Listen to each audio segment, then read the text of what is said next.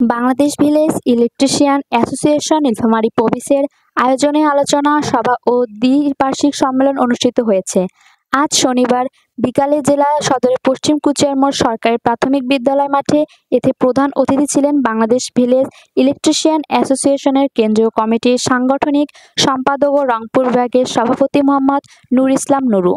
প্রথম অধিবেশনে রংপুর বিভাগের সাংগঠনিক সম্পাদক ও নীলফামারী প্রবিসের সভাপতি আব্দুস সবুর সম্রাটের সভাপতিত্বে আলোচনা সভার উদ্বোধন করেন রংপুর ভিলেজ ইলেকট্রিশিয়ান অ্যাসোসিয়েশনের উপদেষ্টা সভাপতি মোহাম্মদ আলমগীর খান।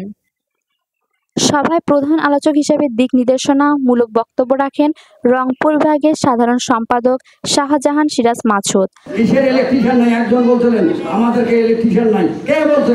কোন অফিসার বলছে? তার কাছে লিখিত নেবেন। আমি ইলেকট্রিশিয়ান নাই লিখলেন।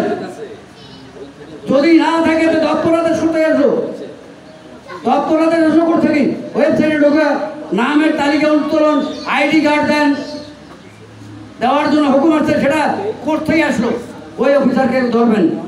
বিভিন্ন অফিসে শোনা যায় অভিযোগ, এজিএম কমের অভিযোগ, এজিএম এমএস এর অভিযোগ, ডিজিএম এর অভিযোগ, একটা মিটার নিতে নাকি 200 টাকা দিবেন নাকি, দিলে তাড়াতাড়ি মিটার পাওয়া যাইবে, না দিলে পাওয়া যাইবে না। তারপরে পোল হইল সরকারি পোল, শতভাগ হয়ে গেছে, এখনও আমাদের শতভাগের মাঝামাঝি কিছু কিছু জায়গায় দ্রুত গতিতে 2-1টা পোলের প্রয়োজন হয়। পাবলিক আবেদন করে, সেই আবেদনের পরিপ্রেক্ষিতে দেখা যায় যে পোলের টাকা না দিলে পোল পাওয়া যায় না। ডিজিএম, এজিএম এদের সঙ্গে আপনারা সমন্বয় করবেন। সমন্বয় করে যদি আপনারা সমাধান দিতে না পারেন, আমরা যারা জেলা কমিটির দায়িত্বে থাকব তাদেরকে আপনারা অবগত করবেন। আমরা সকলে মিলে কথা বলবো, জিএম এর সাথে কথা বলবো, ডিজিএম এর সাথে কথা বলবো।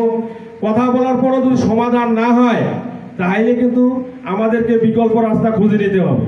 আলোচনা সভা শেষে দ্বিতীয় অধিবেশনে আব্দুস সবুর সম্রাটকে সভাপতি ও আশরাফুল ইসলামকে সাধারণ সম্পাদক ঘোষণা করে 21 সদস্য বিশিষ্ট নীলফামারী পিবিএস এর জেলা কমিটি ঘোষণা করেন অতিথিরা। এ সময় সংগঠনটির কেন্দ্রীয় ও বিভাগীয় পর্যায়ের নেতারা সহ নীলফামারী 6 উপজেলা প্রবিসের ইলেকট্রিশিয়ানরা উপস্থিত ছিলেন।